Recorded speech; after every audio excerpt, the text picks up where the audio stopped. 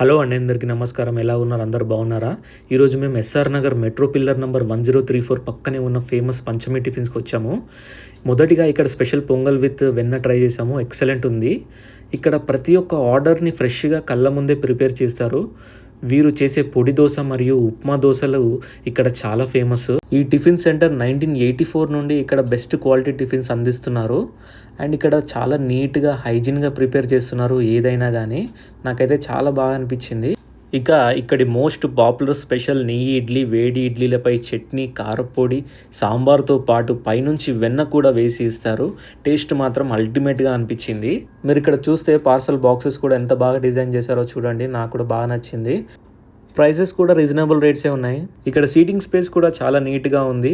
తర్వాత నేను గీ కారపొడి దోశ ట్రై చేశాను. దోశ చాలా క్రిస్పీగా నెయ్యి మరియు కారపొడి ఫ్లేవర్తో అద్భుతంగా అనిపించింది.